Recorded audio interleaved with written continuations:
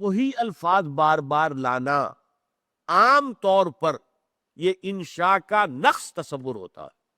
انشاء پردازی ایک فن ہے، رائٹنگ، ایسے رائٹنگ۔ آپ اگر کوئی لکھ رہے ہیں تو ہر لکھنے والا کوشش کرتا ہے کہ یہ لفظ میں پہلے استعمال کر چکا ہوں، اب ذرا اس کا کوئی مترادف لاؤ۔ اسی لفظ کی تکرار ہوگی تو یہ در حقیقت میری تحریر کا عیب شمار ہوگا۔ اللہ کے ہاں وہ معاملہ نہیں ہے۔ ہر لفظ اپنی جگہ پر معلوم ہوتا ہے کہ جڑاؤ جو ہے یہ موتی ہے، یہ ہیرا ہے جو جڑا ہوا ہے، اور کہیں بھی یہ احساس نہیں ہوتا کہ تکرار کی وجہ سے حسن کلام میں کوئی کمی آ گئی۔ اب اگر اس کے باوجود تکرار ہے تو کیوں ہے؟ وہ اس لیے ہے کہ ان الفاظ کے اوپر ڈیرا لگانا ضروری ہے۔ اب نوٹ کیجئے، جو مرکزی مضمون اس آیت کا ہے یہ بھی قرآن میں 4 مرتبہ ہے۔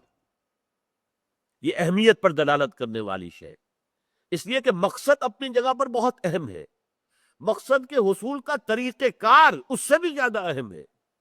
مقصد آپ کا صحیح ہے، طریقہ کار صحیح نہیں ہے تو کبھی نہیں پہنچ سکیں گے۔ ترسم کے مکعبہ نرسی اعرابی کی راہ کے تمی روی بترکستان، طریقہ غلط ہے تمہارا، راستہ غلط اختیار کر لیا ہے۔ یہ راستہ جو تم نے اختیار کیا تو ترکستان کو جا رہا ہے، اور ارادہ تمہارا ہے حج کے لیے مکے جانے کو، تو اے بدو تم کبھی بھی مکے نہیں پہنچ سکو گے، اس لیے کہ جو راستہ تم نے لے کے اختیار کر لیا ہے وہ تو جا رہا ہے ترکستان کی طرف۔ تو طریقہ غلط ہونے سے صحیح مقصد بھی زائل ہو جاتا ہے، اس لیے کہ اس کے حصول کا امکان نہیں رہتا۔ اس کو نوٹ کیجئے کہ جو مقصد بعثت نبوی ہے وہ 3 دفعہ آیا۔ هو الذی بعث فی الامیین رسولا منہم، اب یہ هو الذی ارسل رسولہ بالہدی ودین الحق لیظہرہ علی الدین کلہ 3 دفعہ، سورہ توبہ، سورہ فتح، سورہ صف، اور یہ الفاظ 4 دفعہ۔ دیکھیے سب سے پہلے سورہ بقرہ ہی کے 15ویں رکوع میں حضرت ابراہیم اور حضرت اسماعیل کی دعا ہے، جب وہ خانہ کعبہ کو ہی تعمیر کر رہے تھے اور دیواریں اٹھا رہے تھے۔ وَإِذْ يَرْفَعُ إِبْرَاهِيمُ الْقَوَاعِدَ مِنَ الْبَيْتِ وَإِسْمَاعِيلُ رَبَّنَا تَقَبَّلْ مِنَّا إِنَّكَ أَنْتَ السَّمِيعُ الْعَلِيمُ۔ پہلی دعا تو یہ کہ پروردگار یہ جو خدمت ہم کر رہے ہیں، تیرا گھر بنا رہے ہیں عبادت کے لیے، توحید کا مرکز، ہماری اس محنت کو شرف قبول عطا فرما۔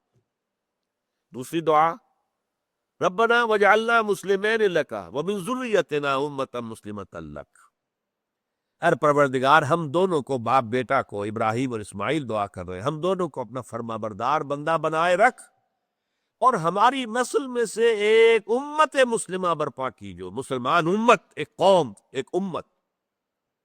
تیسری دعا، جب وہ امت آئے تو اس کے لیے ایک رسول مبعوث کیجو، ربنا وابعث فیہم رسولا منہم، پروردگار ان میں سے اٹھائیو ایک رسول جو انہی میں سے ہو، باہر سے نہ آیا ہو، غیر قوم کا نہ ہو، مغایرت حائل نہ ہو جائے، انہی میں سے ہو۔ ربنا وابعث فیہم رسولا منہم، وہ کیا کرے؟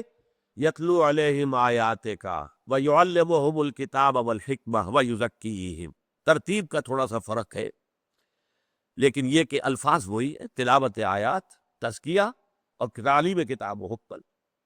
یتلو علیہم آیاتک، اب کیونکہ یہاں پہ دعا ہے تو کا آ رہا ہے، وہ انہیں تیری آیات پڑھ کر سنائے اور انہیں کتاب اور حکمت کی تعلیم دے، اور ان کا تزکیہ کرے، ان کے نفوس کو پاک کرے۔